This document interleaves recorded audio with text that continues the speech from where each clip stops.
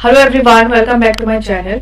आज हम लोग थोड़ा बेसिक्स डिस्कस करेंगे प्लांट फिजियोलॉजी से रिलेटेड, और ये आपको तब मिलेगी जब आप सीएसआई के लिए प्रिपेयर कर रहे होंगे। प्लांट फिजियोलॉजी बहुत ही इंपॉर्टेंट यूनिट हो जाती है, ठीक है। तो उसी में हम एक टॉपिक पढ़ते हैं फाइटो हार्मोन्स, जिसमें हम पढ़ते हैं ऑक्सीजन और सारे फाइटो हार्मोन्स के बारे में पढ़ते हैं। तो कुछ फाइटो हार्मोन्स के नाम मैं यहाँ पे आपको बता देती हूँ, जिससे आपको ऑफ कोर्स हम फ्यूचर में जब हम वीडियोस प्रोसीड करेंगे, हम फाइटो हार्मोन्स के जो मेन पोर्शन है वो तो आपको कोचिंग वाले पढ़ा ही देते होंगे, लेकिन जो नहीं पढ़ाते वो मैं आपको बताने वाली हूँ कि थोड़ा सा एडिशनल जो नॉलेज है वो चीज आपको मेरे ये यूट्यूब चैनल में देखने को मिलेगी। थोड़ा अगर एक्सटेंडेड वर्जन जानना चाहते हैं या फिर थोड़ा बेसिक जानना चाहते हैं जिसकी वजह से आपको कोर समझने में आसानी हो, वो मैं आपको बताने वाली हूँ अपने इस यूट्यूब चैनल पे, ठीक है।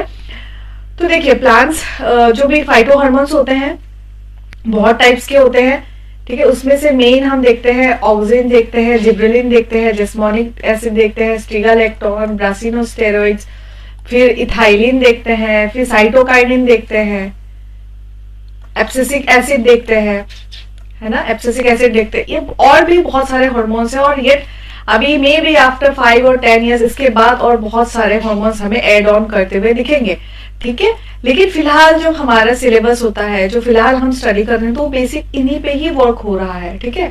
और इसके बाद ये तो हमारा हो गया कोर जो फाइटो हार्मोन्स है। उसके बाद हम एक और फाइटो हार्मोन्स होती है, डेट इज क्लेवेटा। ये भी रोल प्ले करती है हमारे, ठीक है। और इसको भी हम स्टडी करते हैं जब हम पूरा सिलेबस पढ़ते हैं ना, तो हम इसके भी रोल देखते हैं। तो यही सारे फाइटो हार्मोन्स हमें पढ़ने को मिलते हैं। अब जाहिर सी बात है कि फाइटो हार्मोन्स बता दिया है, तो ये जानना जरूरी है कि ये सारे फाइटो हार्मोन्स बने कैसे, इस शुरुआत कहाँ से हुई, इनको प्लांट का कौन सा बॉडी जो ऑर्गन होती है वो ये फाइटो हार्मोन्स को सिंथेसाइज करती है, कैसे बनती है, कैसे इनकी रोल्स अलग अलग रोल इनमें आती है, वो सब हम जानेंगे। क्योंकि हम देखते हैं ना कि जब हम सेल बोलते हैं कि सेल के बाद हम देखते हैं टिश्यू बनता है, फिर टिश्यू के बाद ऑर्गन बनता है, ऐसे करके हम देखते हैं, ठीक है। ये सारी चीजें एक सीक्वेंस में चलती है। ऐसे हम जानेंगे कि कोई भी एक प्लांट का जो फंक्शन वो अटेन करती है विद टाइम, कि अगर इस स्ट्रेस वाले कंडीशन में मुझे कैसे एक्ट करनी है, मेरा अगर डेवलपमेंटल ग्रोथ अगर इस पॉइंट पे होना है तो मुझे कैसे एक्ट करना है, कौन सा हार्मोन उस पॉइंट पे एक्टिवेट होता है, कौन सा हार्मोन उस पॉइंट पे डीएक्टिवेट होना चाहिए, वो सब चीज हम उसी का बेसिक्स हम अभी यहाँ से पढ़ने का शुरू करेंगे, ठीक है। तो देखिए, अब जो ये ऑक्सिन, फाइटो हार्मोन्स, ये सारे जो भी हार्मोन्स है ना, उसका बेसिक्स जो होती है वो इस चार्ट से हमें लेनी होती है, ठीक है। इस चार्ट से हमें पता चलता है कि किसका क्या रोल आती है, कैसे हमें क्या क्या चीजें देखने को मिलती है। देखिए, सो प्लांट की ये जो हार्मोन्स है, जब हम उसे सेल साइकिल के साथ रिलेट करते हैं ना, तो हमें दिखती है कि सेल साइकिल भी एक सिक्वेंशियल इवेंट्स पे चलती है, ठीक है। जी0 के बाद G1, S, फिर G2, फिर M, ये सिक्वेंशियल इवेंट्स में देखते हैं। तो ऐसे ही फाइटो हार्मोन्स भी सिंथेसाइज होती है कि प्लांट के किस स्टेज में हमें कौन सा हार्मोन सीक्रेट होते हुए दिखेगी। कोई प्लांट अगर ओल्ड हो गया है, उसकी अगर खत्म होने वाली, उसकी डेथ होने वाली, सेनेसेंस होने वाली, तो कौन सा हार्मोन्स दिखेगा।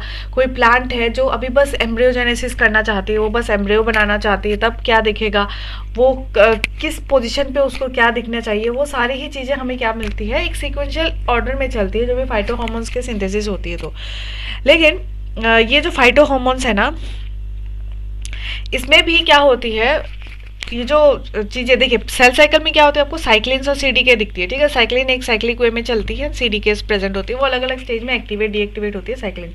तो सिमिलरली जब हम यहाँ पे देखते हैं ना, यहाँ पे फाइटो हार्मोन्स भी वैसे ही वर्क करती है। लेकिन फाइटो हार्मोन्स के केस में हमने यहाँ पे देखी होती है कि जो यहाँ पे फॉस्फोलिपिड्स होती है, गैलेक्टोलिपिड्स होती है, वो सारे ही रिस्पॉन्सिबल होते हैं ये जो हार्मोन्स है उसकी सिंथेसिस करने में। और प्लस ये सारे रिस्पॉन्सिबल होती है कि कौन से टाइम पे क्या हार्मोन सीक्रेट हो और कौन से टाइम में कौन सा रिस्पॉन्स हमें देखने को मिले, वो सारा ही रेगुलेट करती है ये फॉस्फोलिपिड्स, या फिर हम किसी गैलेक्टोलिपिड्स के बारे में बात कर सकते हैं। ये कहाँ प्रेजेंट होती है, आपने सेल बायोलॉजी पढ़ी होगी तो आपको पता होता है कि जो ये प्लांट की जो मेम्ब्रेन होती है वहाँ पे फॉस्फोलिपिड्स होती है, ठीक है। यहाँ पे फॉस्फोलिपिड्स होते हैं, तो बहुत सारे फॉस्फोलिपिड्स, यही से क्या होती है कि यहाँ पे कुछ एंजाइम्स वर्क करती है, मैं आपको आगे बताऊंगी। यहाँ पे क्या करती है, इन्हीं फॉस्फोलिपिड्स पे कुछ एंजाइम्स वर्क करती है, ठीक है। वो एंजाइम्स के वर्क करने की वजह से क्या हो जाती है, यही फॉस्फोलिपिड जो यहाँ पे ये देखिए, ये जो प्रिकर्सर है ना, ये फॉस्फोलिपिड का ये प्रिकर्सर मॉलिक्यूल है। तो ये प्रिकर्सर मॉलिक्यूल पे बहुत सारे एंजाइम जैसे कि PLD हो गया, PLC हो गया, PLA हो गया, PLA2 हो गया, फिर एसाइल हाइड्रोलेज, ये सारे एंजाइम्स का इसी प्रिकर्सर मॉलिक्यूल पे ना वर्क करने की वजह से क्या हो जाती है, हमें अलग अलग फॉर्म ऑफ रिस्पॉन्स हमें देखने को मिलती है।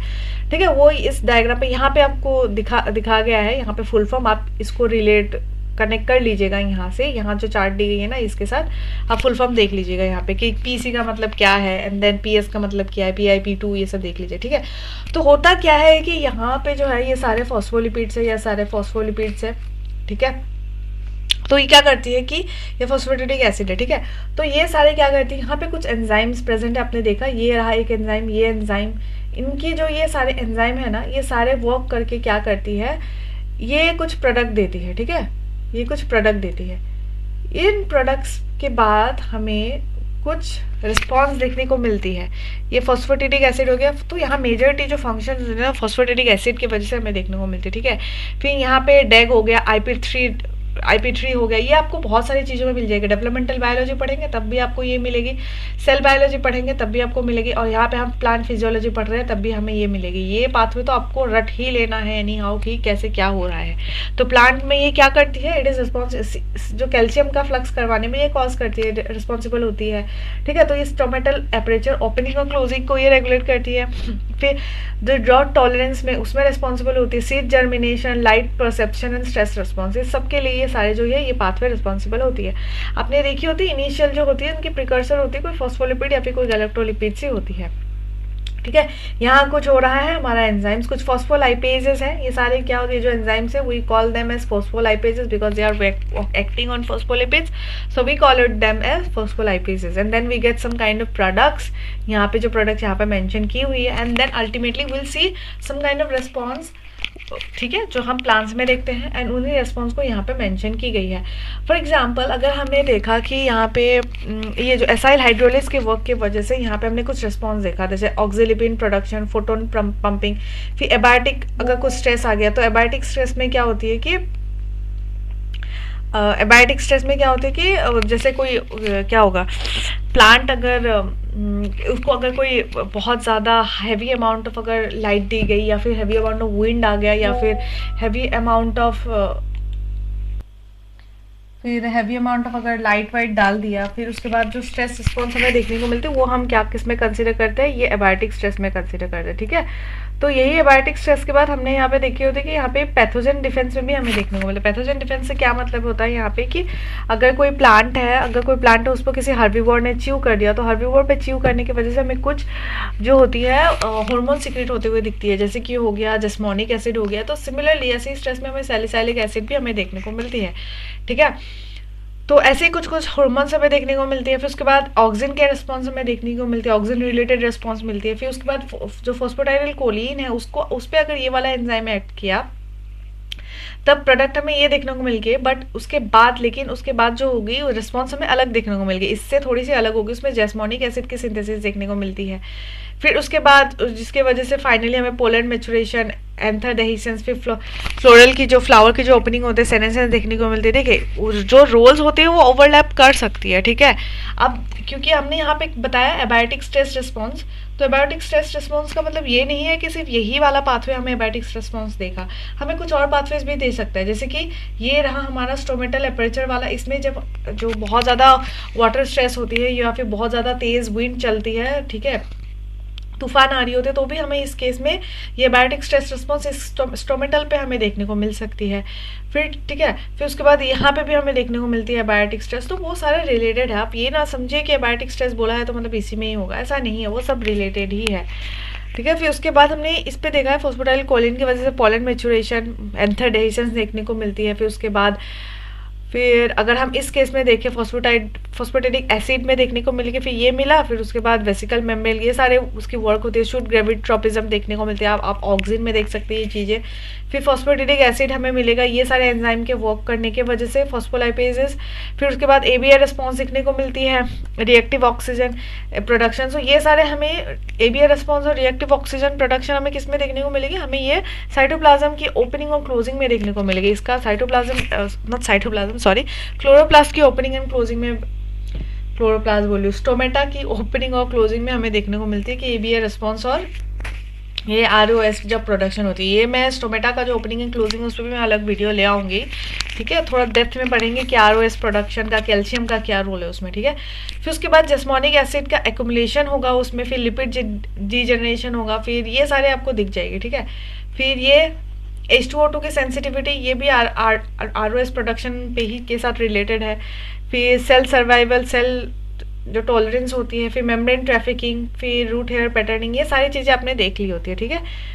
सो ये तो आपने देखा ये ओवरऑल ये क्या क्या रोल प्ले करते हैं। आपको बस ये एंजाइम्स याद रखने हैं थोड़े थोड़े से, क्योंकि मे भी क्या पता इन फ्यूचर कभी आ जाए, ठीक है। एंड आपको ये भी याद रखना है कि ये सारे जो है ना फोस्फोलिपिड्स और गैलेक्टोलिपिड्स रिस्पॉन्सिबल होते हैं। क्वेश्चन ये राइज होती है कि ये जो फोस्फोलिपिड्स और ये जो गैलेक्टोलिपिड्स होती है ना, इसका जो है, ये जो चीज़ें जो हो रही है वे वर्क कैसे करती है, जाती कैसे इधर उधर, कैसे प्लांट को पता चलता है कि हमें यहाँ जाना है वहाँ जाना है। So it is because of this transport system, ठीक है। ये ट्रांसपोर्ट आपको पता होता है, एक्रोपिटल, बेसिपिटल ये आपने देखी होती है, फ्लोएम ट्रांसपोर्ट, ये सारे आपको पता होता है ना।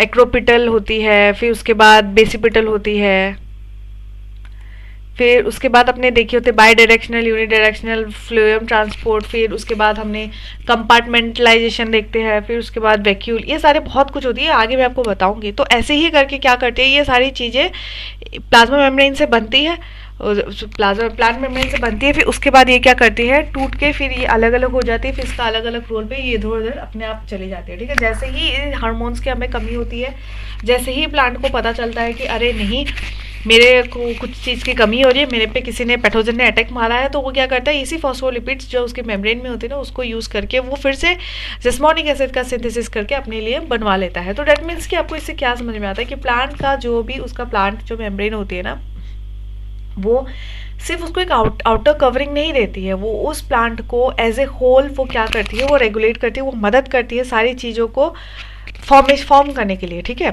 जो सारे ये जो भी हार्मोन्स है, जो भी हार्मोन्स अभी आपको यहाँ पे दिख रही है ना, वो सारे ही हार्मोन्स को सिंथेसिस करने में वो जो प्लाज्मा मेम्ब्रेन, प्लांट की जो मेम्ब्रेन होती है वो आपको क्या करती है, हेल्प करती है, ठीक है। तो इसी ऐसे ही हमने देखा होता है कि क्या चल रहा है, कैसे चल रहा है, ठीक है। अब आगे यहाँ तो ये सब हमने देख लिया है, फिर उसके बाद मैं आपको अभी ये डायग्राम बताना चाहती हूँ। ये वैसे बेसिक है, आपको समझ आ जाएगी। तो जैसे ही जितने सारे हार्मोन्स होते हैं, जो फाइटो हार्मोन्स होते हैं ना, वो बेसिकली वो ट्रिगर किस चीज़ से होती है, ठीक है। तो पहले रीजन होती है कि एनवायरमेंटल इनपुट, और दूसरा रीजन होती है कि प्रोग्राम डेवलपमेंट। जैसे मैंने आपको कहा कि अभी थोड़ी देर पहले सेल साइकिल के बारे में बताया था कि सेल साइकिल क्या होती है, प्रोग्राम्ड वे में चलती है कि साइक्लिन कब सिंथेसाइज होगा, कब नहीं होगा, and then the whole thing कैसे वो वर्क करती है। वो एक फेज पे होती है, वो हमको G1 पे कुछ और दिखेगी, G2 पे कुछ और दिखेगी, S पे कुछ और दिखेगी, तो सबका अलग अलग होती है वो टाइम पे सिंथेसिस। तो वही वाला ये प्रोग्राम डेवलपमेंट के बारे में बताया गया है कि कौन सा किस टाइम पे वो फॉर्म होगा, वो डिपेंड करेगा कि कौन सा हार्मोन सिंथेसाइज होगा, ठीक है, और कितना ज़्यादा क्वांटिटी में होगा, या फिर कब उसे स्टॉप की जाएगी, वो सारा प्रोग्राम डेवलपमेंट है। उसके बाद एनवायरमेंटल इनपुट का मतलब क्या होती है कि कुछ जो चीज़ें जो एनवायरमेंट उन्हें ट्रिगर करती है, जैसे कि मैंने आपको थोड़ी देर पहले कहा कि जो एबायोटिक स्ट्रेस होती है या फिर बायोटिक स्ट्रेस होती है, वो सब एनवायरमेंटल जो इनपुट होगा ना उस पर कंसिडर करेंगे। एंड उसके बाद हम देखते हैं कि वो कुछ हार्मोन्स को सिंथेसाइज करती है, ठीक है। फिर वो हार्मोन फिर उसके बाद सिंथेसाइज होने के बाद वो ट्रांसपोर्ट होती है उसको जहाँ पे उसको एक्शन करनी होती है, वो साइड पे जहाँ पे उसे एक्शन करनी होती है। फॉर एग्जांपल हम देखते हैं कि ऑक्सिन और साइटोकाइनिन होती है, फिर उसके बाद हम देखते हैं जिब्रेलिन। जिब्रेलिन का मेन काम, अगर हम प्रिडोमिनेटली उसका काम देखें तो वो क्या करती है, वो एम्ब्रियो को क्या करती है, वो जर्मिनेट करवाती है, तो वो अपने साइट ऑफ एक्शन पे वो ट्रांसपोर्ट हो जाती है।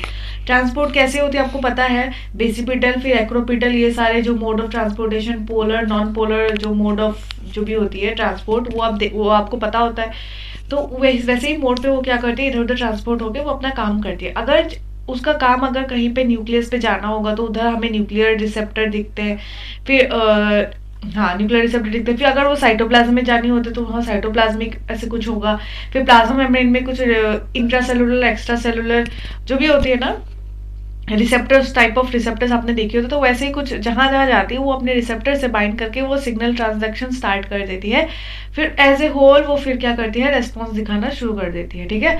तो रेस्पॉन्स में बहुत कुछ आ सकता है। अगर हमारा जो बायोटिक स्ट्रेस वाला था तो उसी के हिसाब से हमें रेस्पॉन्स दिखने को मिलेगा कि वो या तो क्या करेगी, जस्मोनिक एसिड का सिंथेसिस करने लगे। बायोटिक स्ट्रेस होगा तो वो क्या कर लेगा, अपना जो क्या कहते हैं उसे, स्टोमेटा, वो स्टोमेटा क्लोज कर लेगी अगर बहुत ज़्यादा ही विंड चल रहा है ऐसे कुछ। तो ये आपको पता होता है, ठीक है, कि कैसे कैसे रेस्पॉन्स शो करती है। लेकिन वो रेस्पॉन्स का भी एक थ्रेशोल्ड लिमिट आता है कि इससे ज़्यादा तो नहीं होना चाहिए। लाइक आप क्या करेंगे, फॉर एग्जाम्पल मैं आपको एक बताती हूँ। एक प्लांट हर्बीवोर है, उस हर्बीवोर ने उस प्लांट को च्यू किया, ठीक है, उस प्लांट को च्यू किया, तो च्यू करने की वजह से क्या हो जाता है, जस्मोनिक एसिड सिंथेसाइज हो जाता है, ठीक है। तो वो उस प्लांट की एक लिमिट तक ही हमें जस्मोनिक एसिड की जरूरत पड़ेगी। हम उससे ज्यादा सिंथेसाइज जस्मोनिक एसिड अगर करेंगे तो वेस्ट होगा, क्योंकि वेस्ट मतलब अल्टीमेटली क्या होता है, ये सब जो भी सिंथेसाइज हो रही है, जो भी फाइटोहोर्मोन सिंथेसाइज हो रही है, वो एक लिमिट में ही ऐसा नहीं होता कि वो अनलिमिटेड प्रोड्यूस हुए जा रहे हैं, एकदम पूरा खत्म ही नहीं हो रहा है उसका एज। जैसे टीलोमेर के केस में होती है ना, सेल रेप्लिकेट ही हो रही है अनलिमिटेड। ऐसा यहाँ नहीं होना है, ठीक है। तो एक लिमिट में ही हमें जस्मोनिक एसिड चाहिए, जिसकी वजह से वो प्लांट अपना जो, ये अगर प्लांट है, ये अगर लीफ में उसने च्यू किया तो इस लीफ के लिए वो इतना जस्मोनिक एसिड प्रोड्यूस करे कि वो जस्मोनिक एसिड वो स्ट्रेस को कोप अप कर सके, ठीक है। उससे ज़्यादा हमें नहीं चाहिए होती है। ओके, तो too much of everything is harmful, तो वही यही हमें यहाँ पे देखने को मिलती है। तो कुछ एक लिमिट में ही हमें जस्मोनिक एसिड चाहिए होती है। एट द सेम टाइम हम अगर एब्सिसिक एसिड की भी बात करें, वो भी अगर टू मच अगर हो गया तो वो साइटोप्लाज्म क्लोरोप्लास्ट की जो भी गार्ड सेल है वो ओपनिंग और क्लोजिंग को वो रेगुलेट करेगी, एबनॉर्मली रेगुलेट करेगी। हो तो होगा कि वो कॉन्स्टिट्यूटिवली किसी चीज़ को रेगुलेट कर दे, ठीक है। तो ये सारा एक थ्रेशोल्ड में ही होना चाहिए। तो जैसे ही एक लिमिट में आ जाता है, फॉर एग्जांपल कि हमें हर्बीवोर ने च्यू किया, यहाँ पे जस्मोनिक एसिड पहले 0 था, फिर जैसे ही यहाँ पे हर्बीवोर का एंट्री हुआ, वो जस्मोनिक एसिड ने स्टार्ट कर दिया पूरा ऐसे करके सिंथेसिस होना शुरू कर दिया। लेकिन वो भी एक थ्रेशोल्ड लिमिट के हुआ, वो इस पॉइंट पे आके स्टेबल हो गया, ठीक है। तो इस पॉइंट पे आके जो स्टेबल हुआ है ना, इसके बाद वो नहीं बढ़ेगा, इसके बाद वो नहीं बढ़ेगा, वो स्टेटिक ही रहेगा। सो इसी को हम क्या कह रहे हैं, एक थ्रेशोल्ड लिमिट कह रहे हैं। अब इसी में हम क्या कर रहे हैं, अब थ्रेशोल्ड हो रहा है तो ऑब्वियसली जो रिस्पॉन्स ये यहाँ पे शो कर रही थी वो टर्मिनेट हो जाएगी। अब रिस्पॉन्स टर्मिनेट होने का मतलब है कि इसमें 3 चांसेस है, ठीक है, कि रिस्पॉन्स टर्मिनेट किस किस तरह से हमें देखने को मिलेगी। तो सबसे पहले है कि वो कंपार्टमेंट फॉर्म कर लेती है। तो कंपार्टमेंट फॉर्म कर लेते, तो कंपार्टमेंट फॉर्म हम किस केस में देखने को मिलती है, जब हम वैक्यूल्स होती है ना, यहाँ पे वैक्यूल्स होती है। फॉर एग्जांपल जस्मोनिक एसिड बहुत ज़्यादा सिंथेसाइज हो गया, वो जाके वहाँ पे कंपार्टमेंट में फॉर्म करने लग जाएगी, कंपार्टमेंट्स में जाके वो स्टोर होने लग जाएगी। अब ये कंपार्टमेंट्स में स्टोर होने का इसका फंक्शन क्या है कि कभी भी अगर किसी कारणवश अगर हमारा जस्मोनिक एसिड सिंथेसिस नहीं हुआ तो इसी कंपार्टमेंट में जो स्टोर्ड है ना, इसी को यूटिलाइज करके प्लांट अपना स्ट्रेस को रिस्पॉन्स वो दिखाएगी, ठीक है। एंड ये कंपार्टमेंटलाइजेशन का एक और भी जो भी फंक्शन है ना, एक और फंक्शन है कि जैसे कि वाटर स्ट्रेस होती है ना, वाटर स्ट्रेस वगैरह जब होती है, कि वाटर स्ट्रेस कब होती है, जब हमारे प्लांट में ना, यहाँ प्लांट में जब कोई ड्राउट का कंडीशन आ जाए तो, ठीक है, ड्राउट का कंडीशन आ जाए तो हमें यहाँ देखने को मिलेगा कि इस प्लांट पे वाटर स्ट्रेस आ रही है, इसके रूट्स को क्या होती है, वाटर नहीं मिल रही है, इसके रूट्स को वाटर नहीं मिल रही है, तो वो ड्रॉट के कंडीशन में। तो वाटर नहीं मिलने की वजह से क्या हो जाती है कि हमारा, आपको पता होता है कि यहाँ पे वाटर पोटेंशियल जो होती है, नेगेटिव पोटेंशियल, पॉजिटिव पोटेंशियल, उसी के बेसिस पे क्या होती है कि एक ट्रांसपिरेशन जो पुल होती है, वो पुल होती है, जिसके वजह से हमारे पूरे प्लांट्स को वाटर मिलनी शुरू हो जाती है, वो नीचे से एब्जॉर्व करती है। यहाँ पे लो वाटर पोटेंशियल होने की वजह से यहाँ का जो हाई वाटर पोटेंशियल है, यहाँ पे लो वाटर पोटेंशियल होने की वजह से यहाँ जो हाई वाटर पोटेंशियल है, यहाँ से वाटर बहुत ज्यादा यहाँ चली जाती है, मतलब ट्रांसफर होती है। वाटर कैसे होती है, हाई टू लो ट्रांसफर होगी, तो हाई से लो जाती है, फिर यहाँ पे लो होती है, इससे ज्यादा लो होती है यहाँ पे, तो जब लो होती है तो फिर वाटर थोड़ा एक और स्टेप आगे जाएगी, ऐसे करके हमें पूरे प्लांट में हमें चीजें ट्रांसपोर्ट होती हुई दिखेगी, ठीक है। That's what we call the transport of minerals, water, और जो भी आप कहें फ्लोएम, जो भी ट्रांसपोर्ट आपको देखने को मिलते हैं ना, वो ऐसे देखने को मिलते हैं, ठीक है। तो यही पे क्या हो जाते हैं, जब ड्रॉट वाली कंडीशन आती है ना, तो प्लांट्स क्या करती है, ये जो कंपार्टमेंट में जस्मोनिक एसिड हमारी सिंथेसाइज हो रही है ना, तो ऑब्वियसली यहाँ पे lots of jasmonic acid, lots of synthesize, तो जस्मोनिक एसिड को हम क्या कहेंगे, सॉल्यूशन में अगर हम कंसिडर कर रहे हैं तो अगर ये सॉल्यूट्स में कंसिडर हो रहा है तो इसमें क्या होगा कि हमारा जो वाटर है वो कम होगा। तो वाटर कम होने की वजह से क्या होगा, वो बाहर से क्या करेगा, वो यहाँ पे वाटर को एंट्री मारेगा, वाटर अंदर ले आएगा। तो डेट मीन्स कि जो वाटर की कमी है ये अपना एनी हाउ पूरा कर रहा है compartmentalisation, zoning within the cell करके, ठीक है। ये एक सेल के अंदर जोन आउट होके वो क्या कर रहा है, वाटर को खींचने का काम कर रही है, ठीक है। जिसके वजह से हमें क्या करती है, हमारे प्लांट को वाटर की जो कमी हो रही है वो क्या करती है, वो पूरी हो रही होती है, वो जैसे तैसे खींच खुच के वो अपना वाटर की कमी पूरी होती है। ऐसे बहुत सारी चीज़ों में आपको देखने को मिलेगी।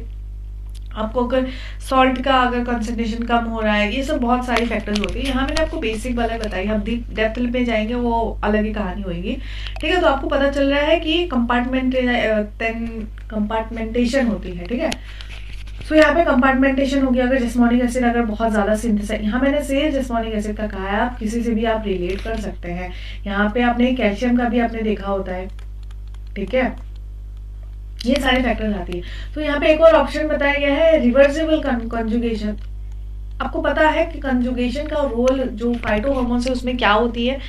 कंजुगेशन फॉर एग्जांपल अगर हमने यहाँ पे ऑक्सिन देखा ना, ये मैं पूरा सिग्नलिंग पाथवे आपको नहीं बता रही हूँ वैसे थोड़ा केमिस्ट्री लेवल पे, बट मैं आपको बताती हूँ कि ऑक्सिन के साथ अगर हम जब कुछ क्या कहेंगे कंजुगेशन कर दे, जैसे कि ग्लाइकोसाइलेशन कर दे, या फिर कुछ अगर ऐड कर दे लाइक एसिडाइलेशन, कुछ भी कर दे अगर ऑक्सीजन का जो भी प्रिकर्सर है उसके साथ, तो मैं यहाँ पे आपको बस ग्लाइकोसाइलेशन लिख के रख देती हूँ, ठीक है। कुछ भी अगर जो भी एड ऑन कर देते हैं ना, आप क्या करते हैं, कंजुगेट कर देते हैं, तो वो क्या करती है, वो इनएक्टिव फॉर्म में चली जाती है, वो इनएक्टिव फॉर्म में चली जाती है, और वो ऑक्सीजन जो होती है वो सिंथेसाइज नहीं कर पाती है, नॉन सिंथेसाइड, मतलब कि वो स्टॉप कर देती है, ठीक है। तो डेट मीन्स कि हमें ये जरूरत नहीं है, but this is reversible. Why? Because ऐसा तो नहीं है कि हमें परमानेंटली इसकी जरूरत नहीं है ऑक्सीजन की, हमें ऑक्सीजन की जरूरत है परमानेंट बाद में भी, तो परमानेंटली तो हमें स्टॉप नहीं करना। That's why it's called reversible conjugation. तो ये रिवर्सिबल अगर कंजुगेट कर रहा है तो फिर दैट मीन्स ये रिवर्सिबल हो जाएगा, वापस हमें ऑक्सीजन फॉर्म मिल जाएगा, ये ग्लाइकोसाइलेशन बाद में हट जाएगा, ठीक है। तो यही क्या करती है, या तो हम क्या कर सकते हैं, कंपार्टमेंटेशन हो सकता है, रिवर्सिबल कंजुगेशन हो सकता है, ताकि ये थ्रेशोल्ड लिमिट में जो भी मेंटेन हो रखा है ना, ये थ्रेशोल्ड लिमिट के बाद क्या होगा, मतलब इसके बाद हमें जस्मोनिक एसिड नहीं चाहिए तो हमें क्या क्या करनी होती है, ठीक है।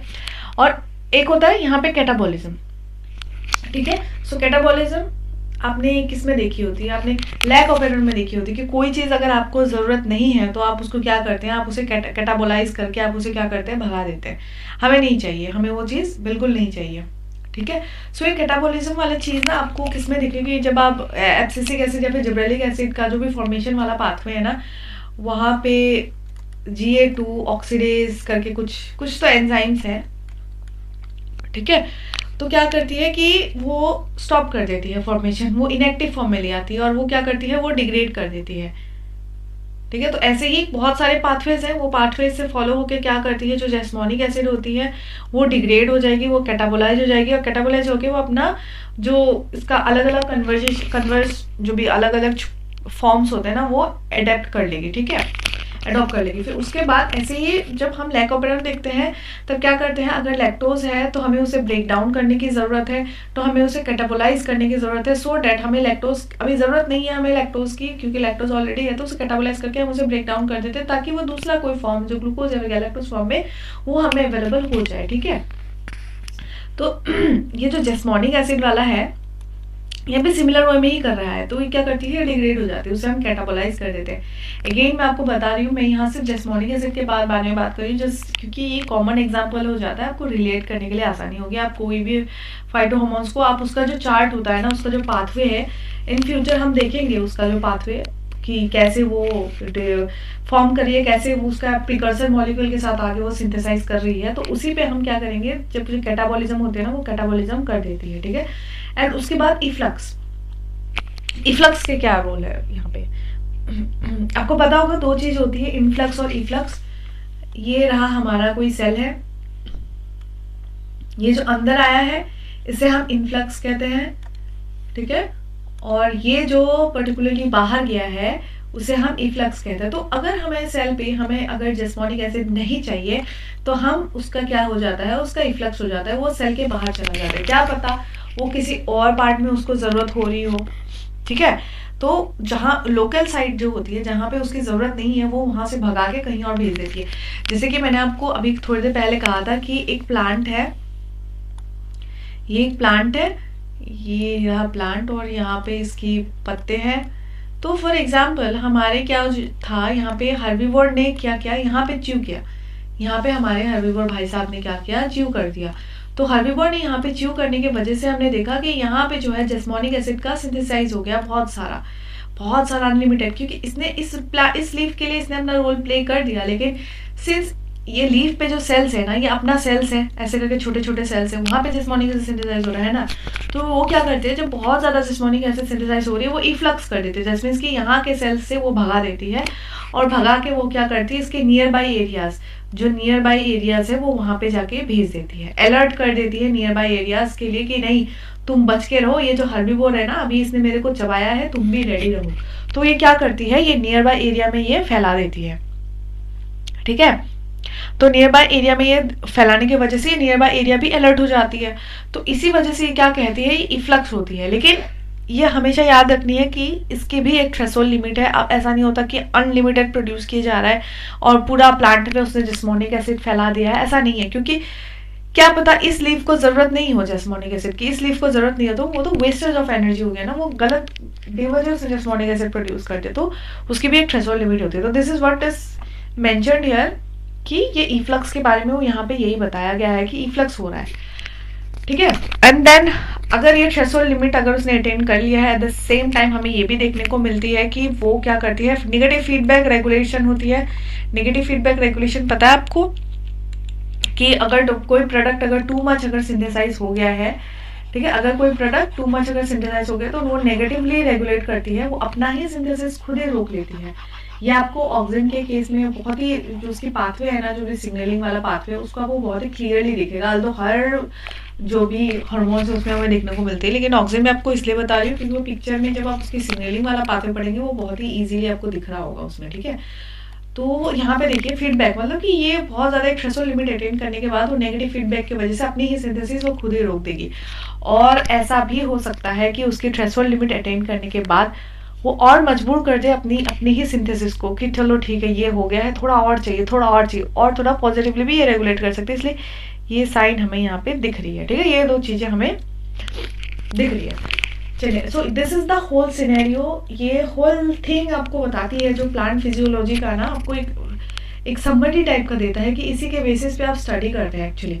देखिए ट्रांसपोर्ट, इसको हम क्या कहेंगे, जो फ्लोएम ट्रांसपोर्ट होती है, एक्टिव ट्रांसपोर्ट होती है, फिर उसके बाद क्या देखते हैं हम, जो फ्लोएम पेरेन्काइमा ये सब देखते हैं। फिर उसके बाद क्या होती है, टाइप्स ऑफ इंटरमीडिएरी सेल्स, फिर उसके बाद वो सारे टाइप्स ऑफ सेल्स होती है ना जिसके वजह से वो ट्रांसपोर्ट होती है, तो वो सारी चीज़ें दिखती है, वेसल्स दिखते हैं, ये सब कुछ एक्रोपिटल, बेसिपिटल, फिर ये सब वाटर पोटेंशियल, सल्यूट पोटेंशियल, जिसकी वजह से वो ट्रांसपोर्ट हो रही है, ठीक है, बाई डायरेक्शनल, उस सारी चीज़ें ही हमें यहाँ पे देखने को मिल रही है, ठीक है। एपोप्लास्ट, सिम्प्लास्ट, वो इस चीज़ को देखने को मिलती है।